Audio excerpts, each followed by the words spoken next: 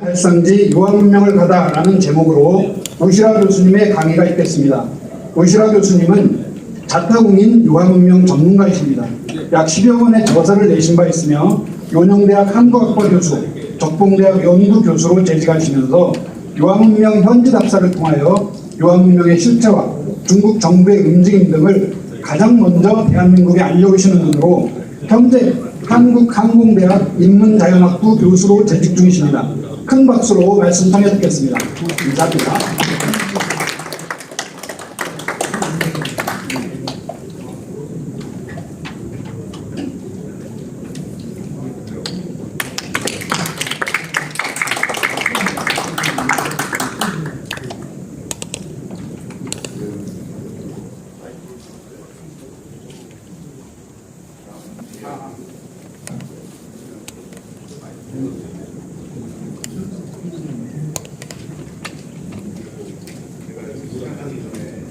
여러분들 중간에 그건 이제 고민을 한번 해보십시오.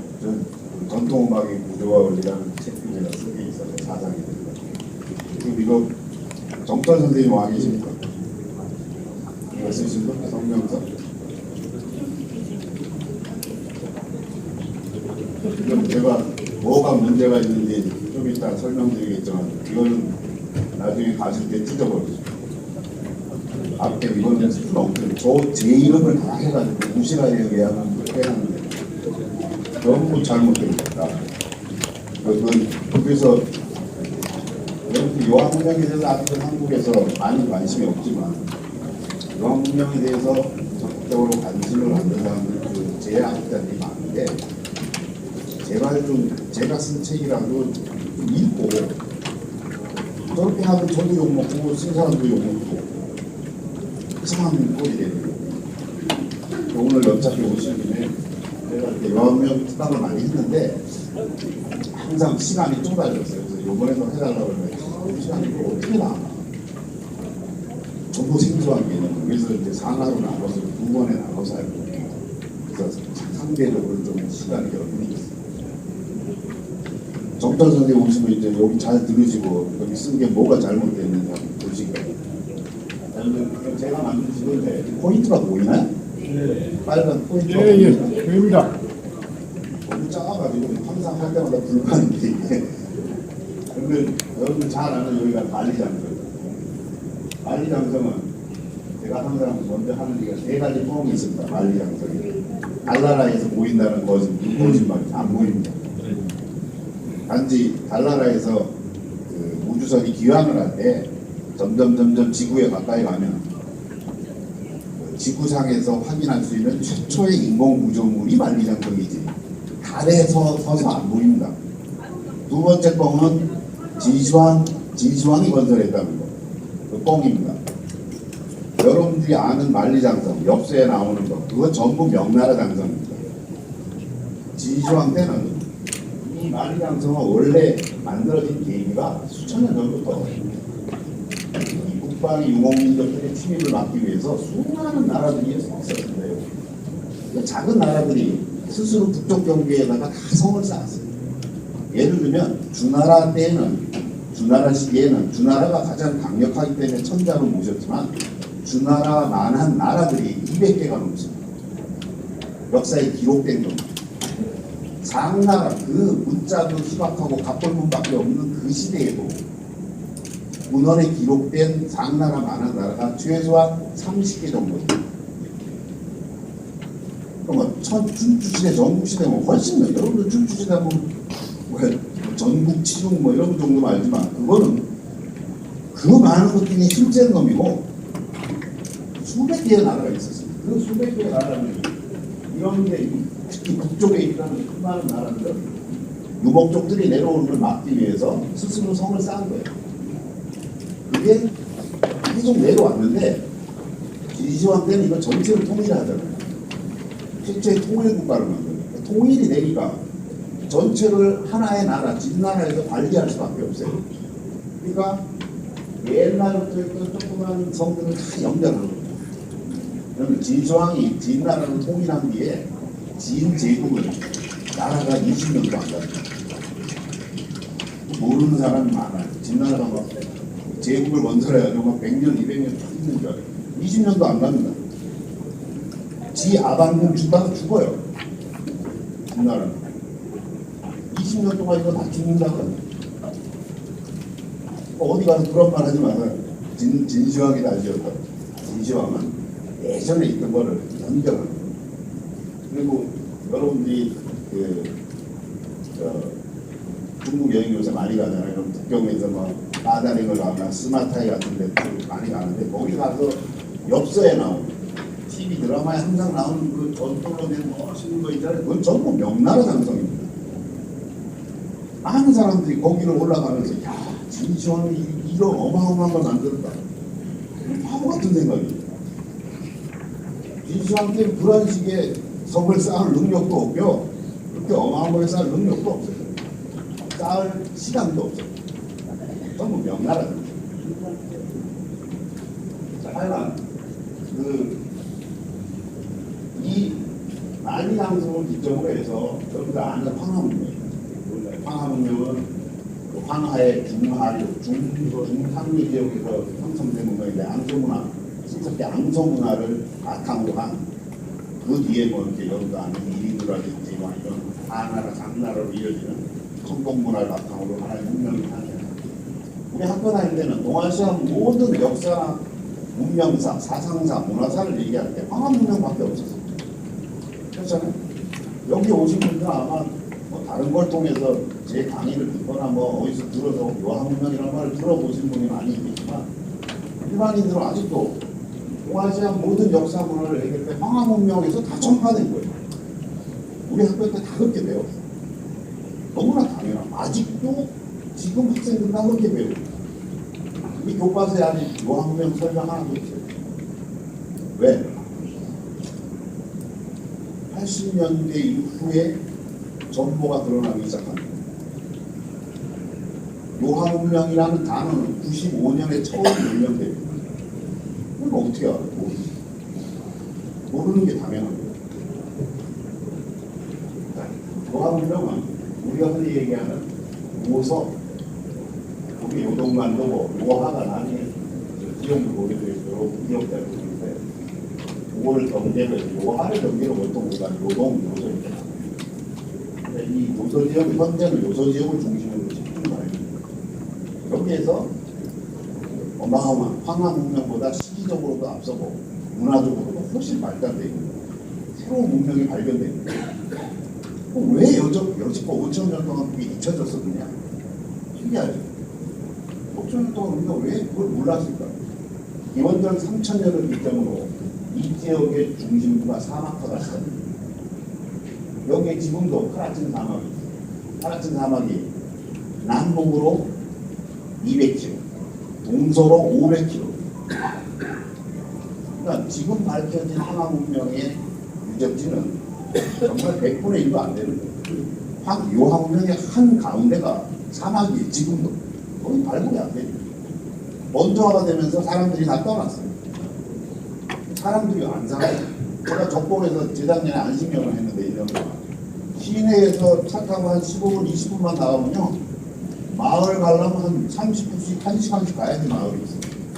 지금도 그래요. 1년 방지량에 350mm. 논농사 당연히 안 되죠. 거기서 심는 거 전부 옥수수, 수수, 기장, 메밀, 해바라기. 우리가 흔히 말하는 무항장. 비가 안 와도 잘 자라요. 건조한 데도. 뭐 의미가 없어요. 근데 옛날에도 그랬느냐? 아니라는 거예요. 그걸 제가 보여드릴게요. 요한문명이 새롭게 황하문명보다 시기적으로도 앞서고 문화적으로 앞서는데 그건 제가 자료를 보여드리지 않으면 여러분 믿을 수가 없어요. 저기 사진 자료입니다. 여러분 보이십시오. 잘. 그러니까 이게 발견되면서 중국에서는 난리가 나는 거예요. 중국 고고 역사학계가 난리가 나는 거예요. 왜냐하면 이게 새롭게 발견되더라도 시기가 황하문명보다 뚝 떨어지거나 문화 수준이 뚝 떨어지거나 그럼 고민 안 해요. 아 여기에 문명이 있었구나. 야만인의 문명이 있었는데 여기서 선진 문화는 황하문명에서 다 전파된 걸로 이렇게 하면 그냥 중화민족의 그 중심이나 이런 모든 논리가 기존의 논리가 하나도 깨지는 게 없어요. 근데 뭐가 문제가 되냐면 여기가 시기적으로 앞서고 문화도 앞서고 그러면 황하 문명이 오히려 반개 문명이 되어버려요. 무지무지 큰 거죠. 근데 여기는 알다시피 여러분도 알다시피 요동반도와 산동반도는 이 발해 연안은 전통적으로 아주 옛날부터 그들의 역사서에 전부 동이족이라고 기록되는 겁니다. 그 동이족이 세운 문명이 황하 문명보다 문화적으로 시기적으로 앞서게 되면 이건 뭐 중국의 이 동아시아 문명의 중심 세력으로 중화민족을 세우려는 게 중국의 기존의 상황인데 이게 중화, 우리가 화이관이라는 거예요. 자기네도 중심이 있고 동서남북에 다 야만인들이 있다니까 화이관이라는 거예요. 그게 완전히 깨지는 거예요. 어떻게 해야 되겠어? 중국은 무지무지 고민합니다. 그것 때문에. 어떻게 가느냐? 결론은 황하 문명을 건설한 세력이 중국인들이 자기의 조상이라고 얘기하는 황제족입니다. 그냥 엠페로가 아니라 옐로 엠페로, 승농, 치유, 할배, 황제, 누르황자를 쓰는 황제. 영어에서도 옐로 엠페로입니다. 그냥 엠페로가 아닙니다. 그러니까 우리는 당군의 자손 그런 것처럼 중국 사람들은 황제의 자손 그러는 겁니다. 근데 황제 문명이 바로 황하 문명이었어요. 이게 황하 문명 지역에 가면 지금도 황제의 도성도 발견되어 있고 황제의 능도 있고 황제의 사랑도 있고 모든 게 다 있어요 여기 지금. 근데 이 황문명 발견되면서 어느 날 갑자기 그런 기존의 시각이 다 틀렸답니다. 다 틀리고 황제의 진짜 본거지는 요 황문명인데 갖다 옮겨놓는 거예요. 간단하죠? 여러분들은 웃지만 그런 논문이 수백 편이 발표되어 있습니다. 중국에. 우리 집으로 말하는 중국의 무슨 제야학자가 쓴 게 아닙니다. 중국의 최고의 고고학자인 소병기, 지금은 돌아가겠습니다. 소병기 선생의 논리예요. 그 사람만이 아니에요. 그 뒤를 잇는 요한문명을 발굴한 거의 대부분의 학자들은 요한문명이 현재 연구하는 거의 다 그 논리를 따라갑니다. 기타 논의가 하나도 없습니다. 초기에는 여기를 동이족의 문명이라고 하는 논문이 딱 한 편 나왔어요. 딱 한 편 나왔어요. 이민이라는 거. 근데 그 이후로는 한 편도 안 나옵니다. 지금은 여기는 황제족의 문명, 황제족이 중화민족이 선정한 황제가 황제란 문명이고 황제족이 여기에서 그러기 때문에 여기에서 발원한 후대의 민족 몽고족, 만주족, 뭐 오한, 선비, 모든 그 북방의 소수민족들은 모두가 황제족의 후예라는 거예요. 그 황제족의 후예에 누가 들어가요? 예맹 당연히 들어가죠. 조선족 당연히 들어가죠.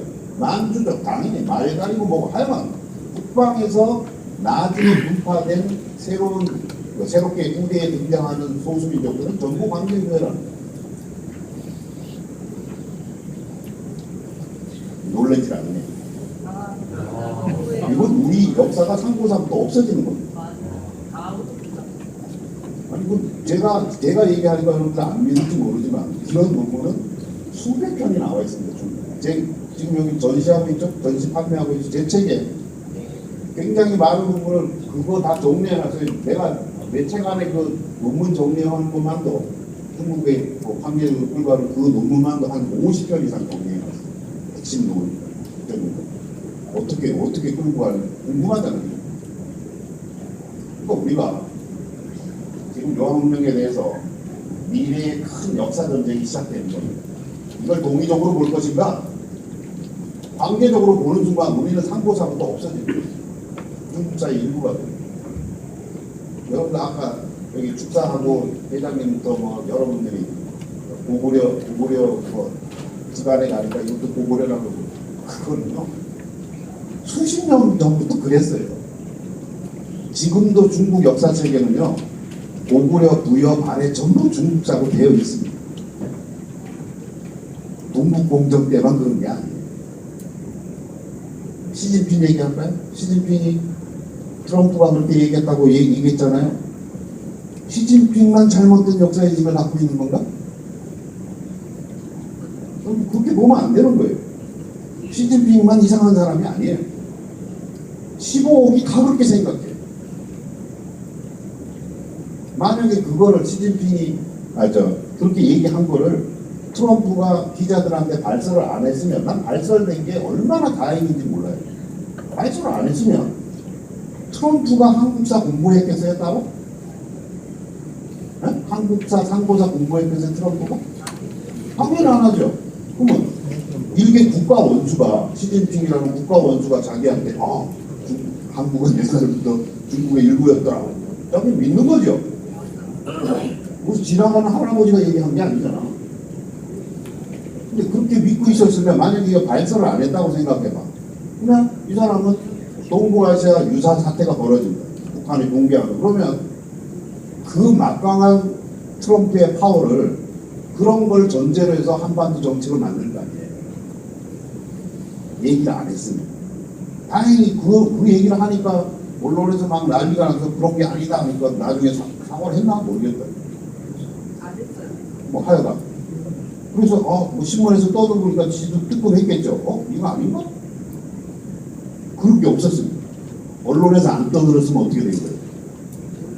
아직도 트럼프는 그렇게 생각할 거예요. 시진핑 혼자의 생각이 아니라고요, 여러분들. 지금 중국의 15억은 징기스칸도 중국어로 배웁니다. 여러분 지금 대만과 중국의 관계는 잘 알죠? 그죠? 하나의 중국. 그 하나의 중국에 지금 암암리에 몽골도 들어가 있어요. 그래서 대만 사람들, 그러니까 몽골 사람들이 중국에 가려면 비자가 필요 없어요. 이유가 뭔지 알아요? 같은 나라에서 왔다는데 무슨 비자가 필요해? 몽골을 열받죠. 중국 사람이 몽골 가려면 비자 받아야 돼요. 근데 몽골도 그렇게 해도 떠드는 사람이 하나도 없습니다. 학자들. 술 먹을 때 지들끼리 열받아서 얘기를 하는데 공식적으로 얘기하는 사람이 없어요. 우리 똑같죠. 여러분들 고구려 문제 옛날부터 교과서에 그렇게 돼 있었어요, 중국에. 지금도 그렇게 되어 있어요. 동북공정이 무슨 아무 양국 국가 협의를 통해서 아무런 문제 없이 잘 정리된 줄 알고 있죠? 중국의 의대들은 그대로 다 된 겁니다. 그 얘기는 내가 뒤에서 다시 할 거예요. 그러니까 여러분들이 용화문명을 바라볼 때 지금 이 문명의 주도 세력을 가지고 지금 굉장히 논쟁 중이에요. 한국에서 떠드는 사람 나밖에 없는 거고 아무도 연구 안 하니까. 중국에서는 한국에서 아무런 입장이 없으니까 중국이 가고자 하는 대로 세계에 공표하는 거예요. 그러면 세계 사람들은 똑같은 거예요. 트럼프랑 똑같은 거예요. 세계에서 용화문명을 연구하는 사람이 아무도 없는데 중국의 땅에 있고 중국에서 학자들이 이게 황제의 영역이고 기존의 논리가 다 틀렸고 여기가 바로 황제족이 만든 문명이고 이렇게 해서 여기가 중화문명의 시발점으로 이렇게 해서 책자내고 딱 하면 게임 끝이에요. 조만간 중국의 국자 교과서가 바뀝니다. 오늘 거기까지 얘기 안 할 거예요. 다음 달에 할 거예요. 거기 이제 넘어갈 거니까. 근데 왜 이런 전쟁이 시작됐는지를 여러분들이 알려면 도대체 뭐가 나왔는지 알아야 될 거예요. 뭐가 나왔는지 알아야 될 거예요. 왜 이렇게 호들갑을 떨고 기존에 5,000년 동안 자기네들 5,000년 동안 기록했던 정사 기록을 한 번에 확 바꿔버리고 모든 정사 기록 사기부터 한선 다 틀렸다는 거예요. 왜? 거기에는 전부 황제가 활동 영역을 전부 다 황하문명 지역으로 비정을 하고 있어요. 근데 잘 생각해보세요. 서론이 좀 긴데 중국이 가지고 있는 화의가 아니라는 게 사기한서라는 25사의 정사 기록이 한대에 최초로 문자화되기 시작합니다. 한대의 사기가 한서나 사기가 문자화되기 이전에도 책들이 많이 있었어요. 시경이나 서경이나 수역이나 뭐 많이 있었어요. 산해경 뭐 등등.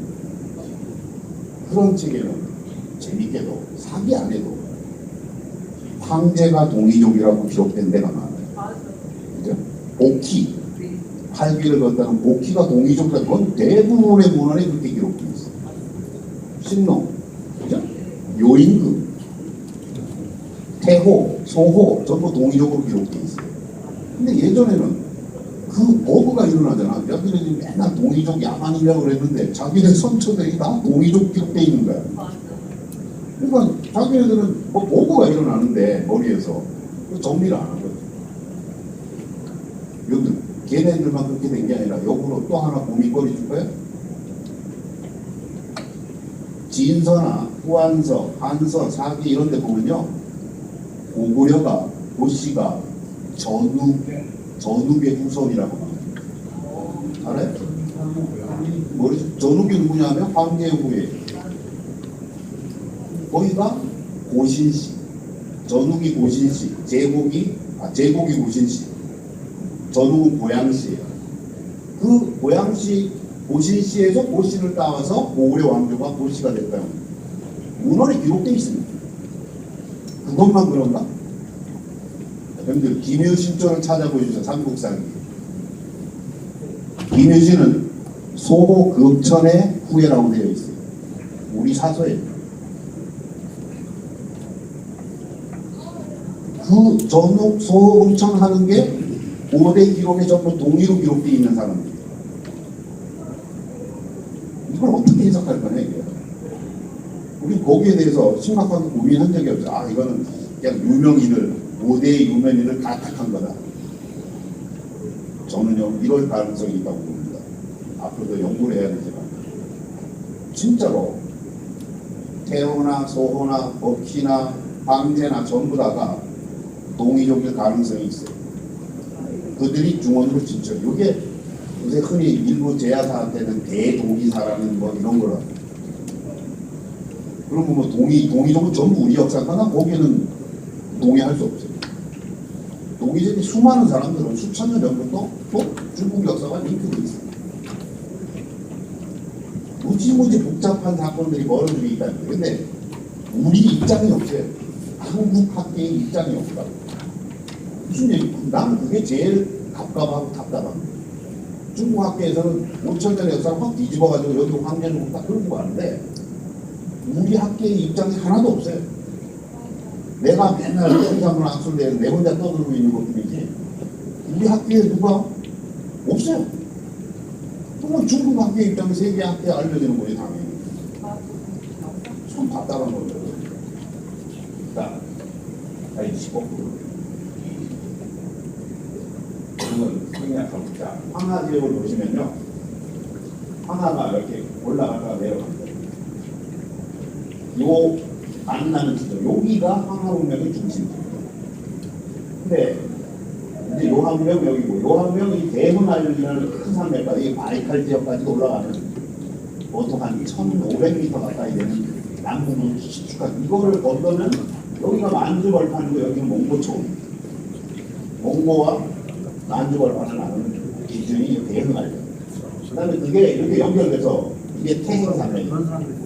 태항산맥이라고 하고 태항산맥이 쭉 이어져 있는데 여기서 태항산맥 줄기 딱 넘어서면 평지가 시작돼요.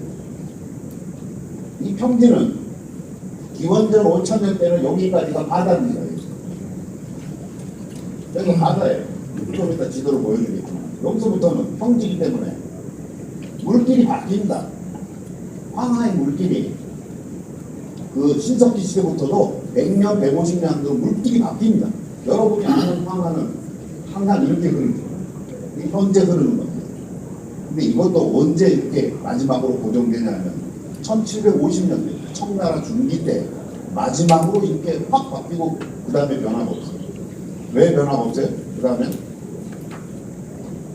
사막화됩니다. 여기가 다 아시잖아요. 사막화가 급속히 진행되면서 더 이상 범람할 정도의 비가 없어. 그 이후로는 황하는 항상 아래만으로 흘러갑니다. 근데 그 이전에는 장관과도 만납니다. 어떨 때는 이렇게 흐르다가 어떨 때는 두 갈래로 흐르다가 세 갈래로 흐르다가 역사마다 다 달랐어요. 평균적으로 보면 150년, 짧게는 100년마다 물길이 계속 바뀌었어요. 물길이 바뀌면 그 중간중간에 낮은 지대는 호수가 되겠죠. 그런데 이제 여기 지금 여기 호수가 무지 많죠. 이거를 여러분들이 구글 지도에서 찾아서 이거 확대하면요, 이거는 큰 것만 나온 거지. 바글바글 합니다. 그래서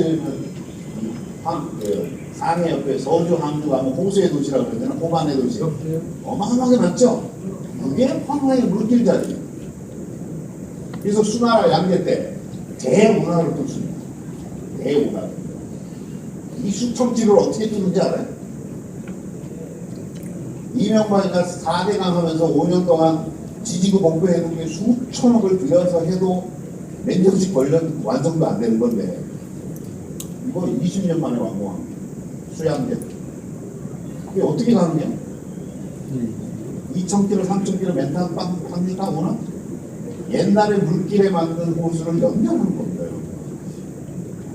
그거 비밀 푸는데 수십 년 걸려. 아무도 얘기 안 해줘. 선생님들도 그냥 수양제 때 대운하를 봤대. 그래서 나는 이해가 안 돼. 수천 킬로를 어떻게 파냐고, 몇십 년 만에. 그런 얘기를 안 해주니까 이해가 안 돼. 그게 배우긴 배웠는데 그게 어떻게 가능한지를 질문을 하면 아무도 대답이 없어요. 여러분 지도 보세요. 지도 보시면 지금 호수는 좀 연결돼 있죠. 지금도 이렇게 남아있어요. 앞으로 조건이 바뀌어지면 이쪽에 건조가 멈추고 또 비가 많이 오고 또 이렇게 될 겁니다. 그러니까 이 초원에는 여기도 거대한 초원입니다. 중국이 15억이라 그러는데 실질적으로 한 10억은 여기에 삽니다. 그래서 수많은 사람들이 태산이 높다, 어쩌고 저쩌고 시를 쓰잖아요. 태산이 제일 높은 산인 줄 알잖아. 좀 속된 말로 하면요, 태산은요, 요따만한 산, 2,000m밖에 안 돼요. 1980인가. 중국에는요, 5,000m 넘는 산이 수천 개 있습니다. 티벳 가보신 분 있어요? 티벳에 가면요, 비행장에서 내리면 3,500m예요. 그래서 준비 안 하는 사람은 비행기 내려서 바로 병원에 실려가요. 고산증. 그래서 티벳 갈 때는 나이 먹고 이런 사람은 비행기 타지 말라고 버스 타고 서서히 적응하면서 올라가요. 그래서 내려가면 기본이 3,000m 해발이. 산의 높이는 해발고도입니다. 산의 높이를 지는 기준 전부 해발고도. 그러니까 앞산이 전부 5,000m야. 동남선 저쪽, 사천 쪽, 티벳 쪽으로 가. 근데 그런 거는 주목을 못 받아. 왜? 주변에 사람이 사는 사람이 없어. 근데 여기는 이 맨 땅에다가 여기 요 진짜 노토리 많은 산이 하나 있는데 그게 태산이. 근데 주변에 산이 아무것도 없잖아. 그러니까 얘네들은 항상 보이는 게 태산밖에 없는 거예요. 태산이 높은 산의 대명사가 절대 인거예요. 다 산이. 자, 일단은 제가 우리나라에는 그 고고학 문화 개념이 없어서 이 얘기부터 먼저 시작하고 합니다. 유적지가 하나 발견되면 무슨 유적, 혹은 중국에서도 유지라고 얘기해요. 명명을 해요. 근데 비슷한 게 많이 발견되잖아요. 그럼 그걸 묶어서 무슨 문화 이렇게 명명을 합니다. 그때 그 문화를 명명하는 것은 최초 발견. 그런 유형의 유적지가 최초로 발견된 이름을 따서 무슨 문화 이렇게 명명을 합니다.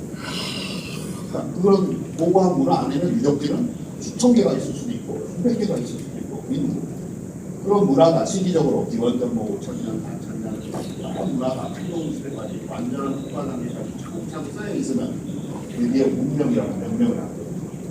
근데 문명을 명명할 때는 보통 그런 시대별로 있는 고고한 문화가 흩어져 있을 거 아니에요, 주변에. 그거를 관통하는 큰 강을 이름을 따는 게 보편적입니다. 그러니까 안에 이집트 문명이라든지 나일 문명 그러죠. 인더스 문명, 황하 문명 다 그런 거예요. 여기가 요하 문명의 다른 데인데 여기가 아까 말씀드린 대형하이잖아요. 요건 지금 내몽고와 요형성의 경계선이 보여요. 요 한가운데 요하가 이렇게 들어옵니다. 이게 요하입니다. 요하. 기억자. 요하가 거의 2,500km 이상 되기 때문에 지류마다 이름이 달라요. 요한파가 합쳐진 여기가 있는 거 시라문에 서요하, 이쪽은 동요하, 여기서 로하, 뭐 해가 뭐 합치고 할 때부터 대화 이렇게 나누기도 하는데 그냥 운송물 이렇게 많이 요하라고 요하 이렇게 있는데 요하 중류 지역에 이 어마어마한 땅이 지금 사막입니다. 거기서 파랗천 산지 여기 답사도 안 됩니다. 사람도 안 살아요. 사막은 발굴할 수가 없어요. 바람 한번 확 불면 다 묻혀지는데 그러니까 우리가 여지껏 세상을 놀라게 한 이런 노화 문명의 발굴물도 실제로 가장 중심지인 이 어마어마한 한반도만한 땅이 여기는 제외하고 발굴된 거예요. 그 주변에 이런 산지 주변에 이런 데 산지 주변에서 발굴된 것만으로 지금 몰라. 이건 가장 살기 좋은 거 아니에요? 평지에다가 물도 풍부하고 근데 여기는 사막화 돼 있다고 했어요. 무슨 얘기냐면 지금 발굴된 것보다 훨씬 어마어마한 것이 사막에 묻혀있을 가능성이 있다. 가능성이 아니라 당연하다는 거예요. 용신이 안 나오면 이 어마어마한 초원을 놔두고 이미 신석지대 농경이 시작됐기 때문에 산 속에 뭐하러 가서 사는 거예요. 자, 그럼 그때 어떤 그 신석기 시대 그 노한문명 지역에는 가장 이런 신석기는 현대까지는 소화수 문화라 기원전 7,000년. 기원전 7,000년에 이미 비싼 세계 최초의 비싼 문화가 소화서부터 나옵니다. 좀 이따 보여주겠지만. 그 다음에 흑룡화 해가지고 홍산문화 단계에 오면 전기 후기로 나오는데 이 가장 주목받는 이게 홍산문화. 홍산문화는 오늘 안 할 건데 다음 주에 우리 홍산문화 전까지만 해도 너무너무 놀라운 게 많습니다. 그래서 여기는 홍산에서는 전기 후기로 나오는데 후기에 오면 기원전 3,500년에서 3,000년 여기는 이미 순동 귀걸이가 나옵니다. 시신에 이렇게 끼어있는 상태로 끼어있는 상태로 귀 위치에 귀걸이가 나옵니다. 총동은 아직 당연히 안 나옵니다.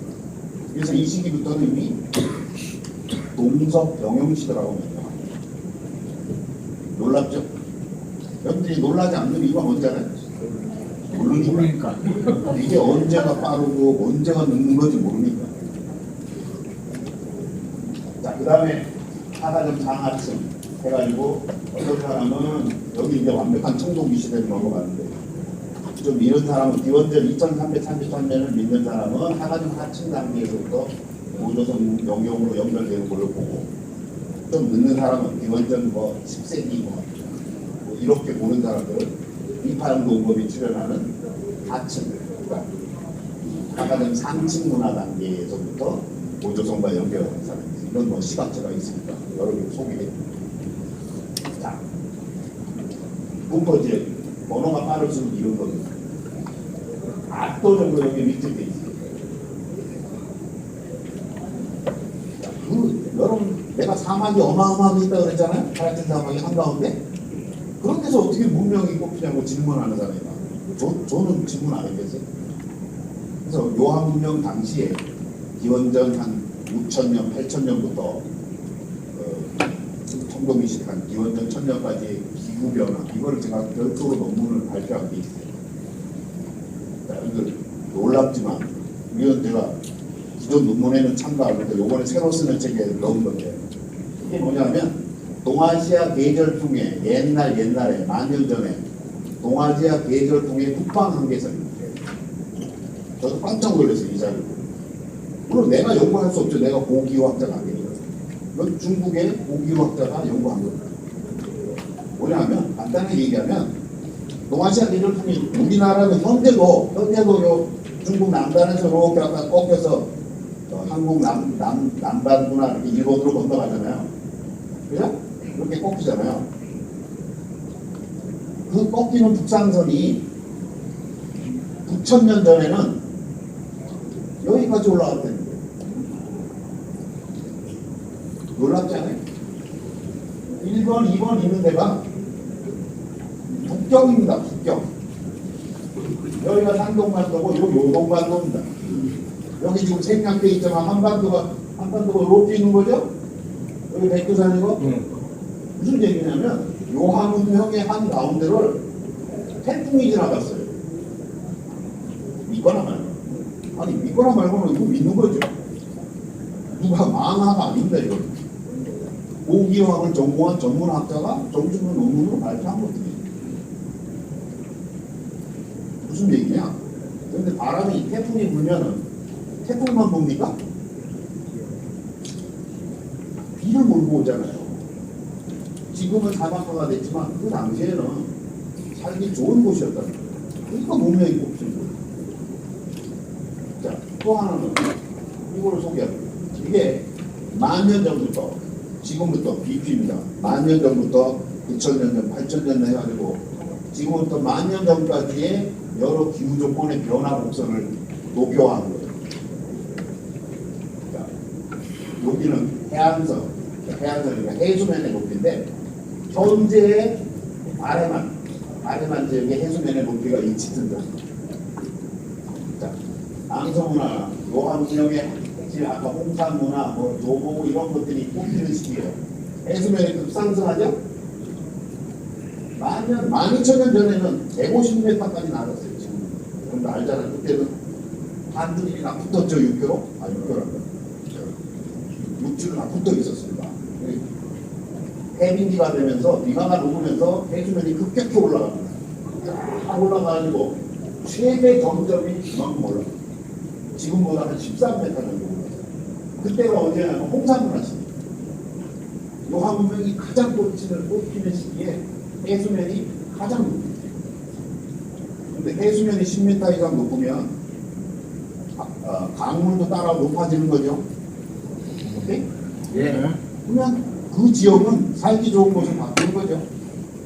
사막이 있을 수가 없는 거예요, 그때는. 이거는 건조 지역인데, 요한문명이 한참 꼽히던 이 시기에는 습한 기후, 습했어요. 기원전 3,000년을 근거로 해서 요기점으로 건조 기후로 바뀝니다. 이 사건에 대해서는 여러 가지 자료들이 많이 있는데, 그때 단층작용이 일어납니다. 요한문명 지역이 전체로 못하죠. 그 물이 빠져버립니다. 백두산 화산도 폭발합니다. 그러니까 여러 가지 조건들인데 하여간 이때 바뀌는 거고 건조한 거 기후가 아니라 습한 기후였다는 거예요. 요한문명이 꼽히는 시기. 이거는 평균 기온 곡선입니다. 현재의 평균 기온이고 여기가 짙은선이. 요한문명 한참 꼽힐 때 현재보다 평균 기온이 3, 4도 높습니다. 이거는 요령성 남부 지역이에요. 요령성 남부 지역. 아래만 인근 지역으로 나갑니다. 그래서 보통 이런 조건들을 만족하는, 즉 이 시기에 해당하는 시기의 기온 조건이요. 현재 대한민국의 21세기 대한민국의 개성에서 대전까지 사이의 여러 기후 조건과 거의 똑같습니다. 상세한 건 제가 별도 논문이 있으니까 참고하죠. 자, 그런데 산동반도 지역에서 아까 내가 이게 기원전 5,500년도에 산동반도 지역의 그 해안도입니다. 5,500년 전에, 그러니까 7,500년 전이죠. 그때는 황하가 이렇게 나와가지고 여기 다 뻘입니다. 뻘. 산동반도는 두 개의 섬으로 독립돼 있었어요. 산동반도는 뒤에 노동반도와 저분우주 연결됩니다. 그래서 여기 다 흑도입니다. 홍도가 여기서 끝납니다. 홍도는 황하문명 지역에서 홍도문화. 홍도와 흑도의 경계선이 여기에요. 난 처음에 그게 잘 이해가 안 됐어요. 이런 걸 알기 전에. 이건 장광직이라는 세계적인 상문명가가 책에서 그려놓은 거예요. 흑도문화. 여기가 흑도문화고 여기는 여기서 왜 여기가 기준일까? 이해가 안 됐어요. 그때는 완전히 단절돼 있었어요. 그 다음에 기원전 2300년쯤 되면 대충 사람이 살 수 없을 정도의 무슨 뻘은 아니고 뭐라 그래요? 간석지 비슷하게 연결됩니다. 드디어 사람이 그냥 물 안 밟고 건너갈 수 있을 정도로 연결이 되기 시작합니다. 이 시기에 이 지역이 우리가 흔히 얘기하는 용산문화니 이런 신석기 문화가 꼽히기 시작하는 초기다. 그다음에 상나라 시대가 되면 이제 완전히 연결돼요. 이렇게. 그래서 상대 초기 유적이 안양이나 이런 것들이 전부 여기에 있습니다. 여기에.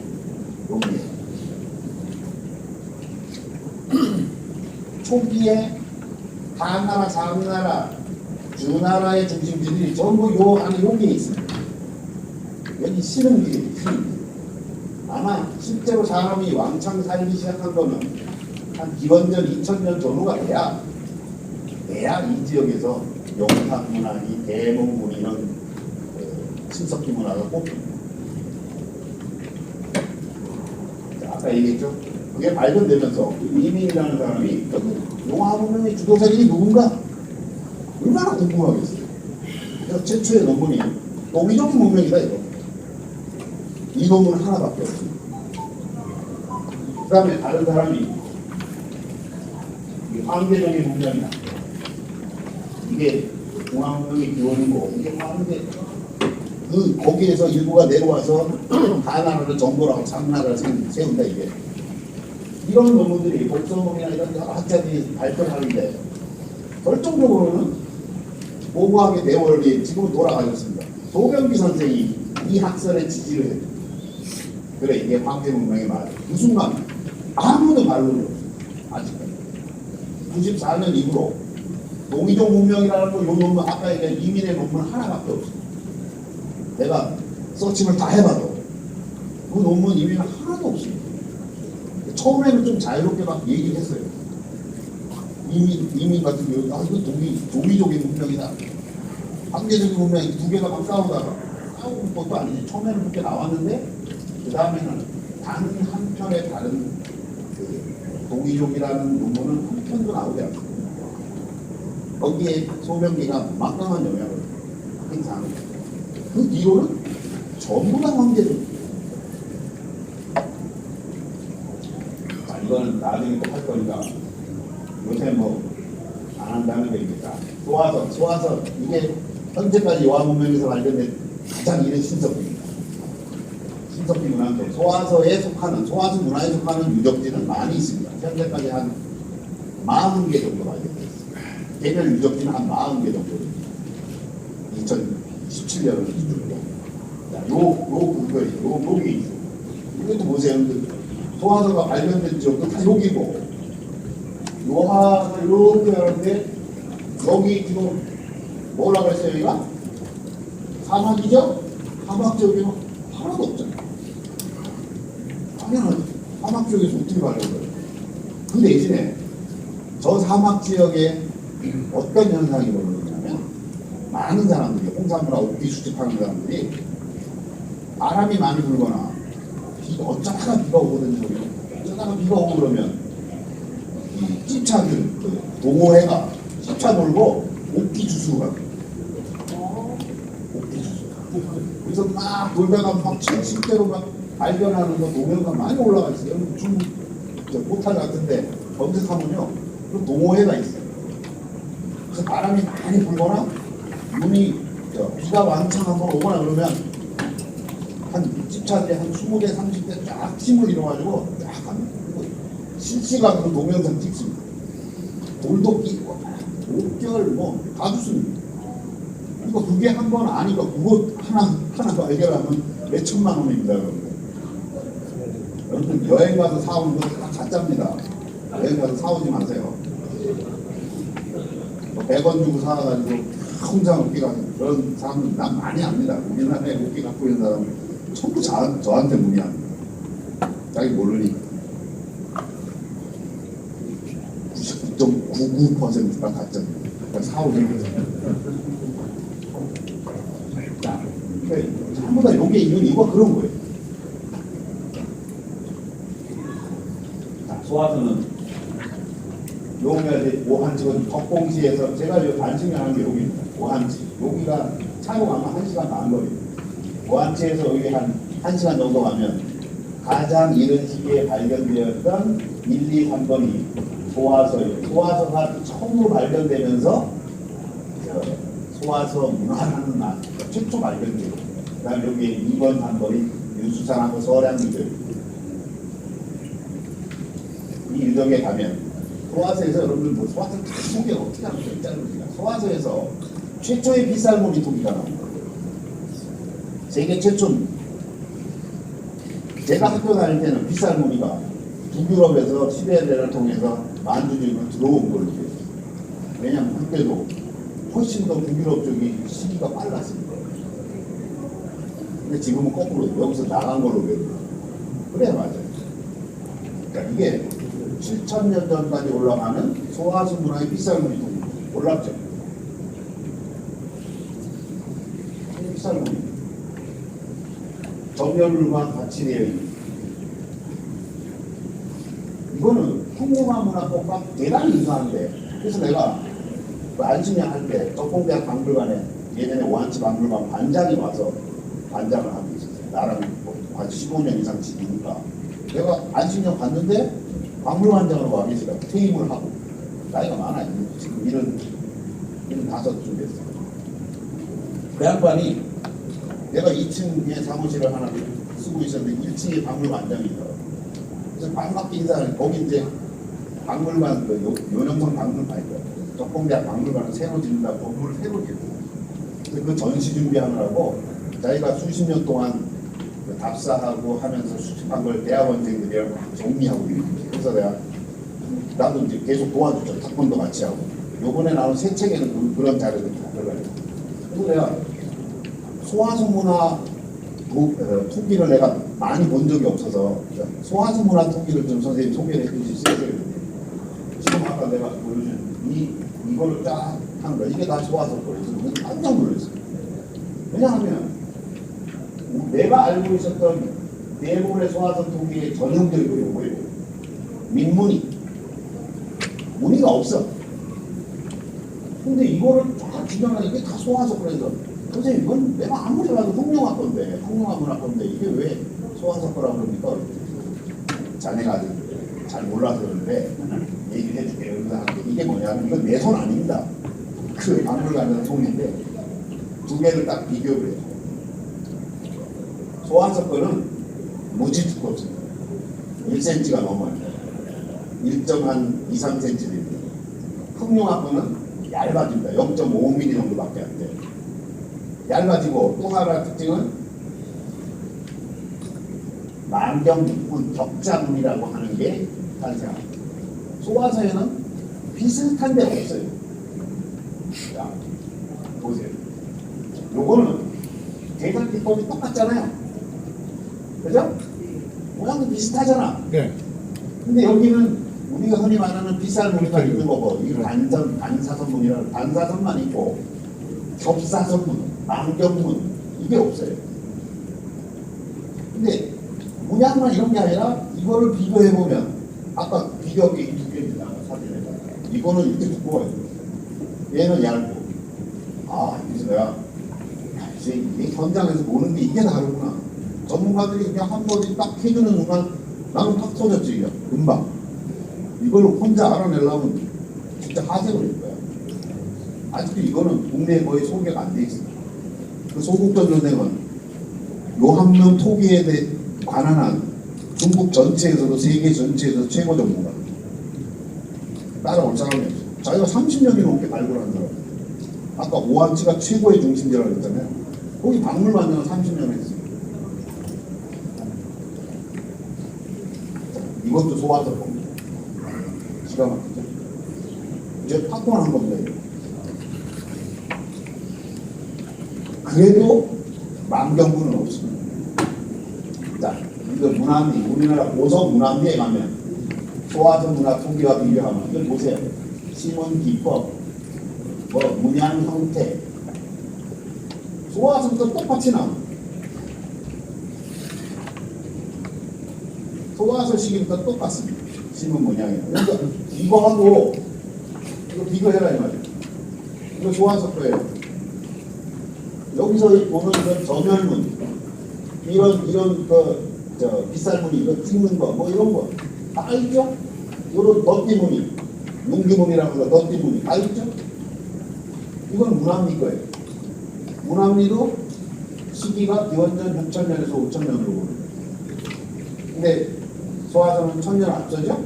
근데 여기서 소화서에서 이미 나오는 모든 토기 문양들이 고성 문합리죠. 우리나라 초기 신석기입니다. 초기 신석기. 저기 뭐 제주도의 고산리 만년까지도 올라간다고 그러는데 그건 일부만 있는 거고 고산리의 중심도 역시 5,000년, 6,000년. 그러니까 초기, 그걸 우리가 초기 신석기를 한다는데 초기 신석기 문양이랑 똑같이 나오잖아요. 제작 비법도 똑같이 나오고. 뭘 얘기하는데 그러면 저 황하 문명 지역에도 그 시기에 이런 게 있느냐 비슷한 게 없습니다. 황하 문명 지역에도 없습니다. 그럼 뭘 얘기하는 거예요? 황하 문명의 초기 단계부터 한반도와 링크되어 있다는 거예요. 이런 걸 왜 우리 연구에서 이런 얘기를 안 하느냐. 자, 빗살 보기는 요 초록색 비슷하게 되는 여기에만 나옵니다. 여기. 이건 뭐 전 세계적으로 다 알려져 있는 거예요. 그래서 옛날에는 이제 북유럽 쪽에 빗살무늬가 기원전 한 4,000년까지 올라갔어요. 지금은 더 올라가는지 모르겠는데 지금은 더 올라가. 우리 학교 때는 기원전 4,000년. 지금 4,400이고 한반도 이쪽에는 그때 우리 학교 다닐 때 기원전 2000년 뭐 이때까지 못 올라갔어요.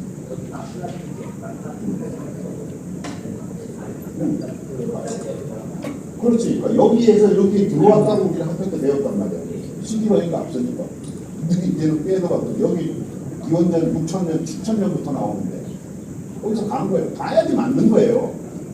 그래야 이 북유럽에 있는 몽골이아들, 피인족이라든지 이런 사람들이 여기서 가서 뭘 만드는 거지. 여기서 와서 왜 만드는 거야. 근데 여기서 중요한 건 그 점 하나로 두 번째 중요한 점은 이 황하 문명 중심지에는 하나도 없다는 거예요. 우린 이런 거를 자꾸 발굴해서 국제학계에 보고해가지고 요하 문명과 한반도가 그대로부터 어떻게 연결되는지 자꾸 얘기를 해줘요.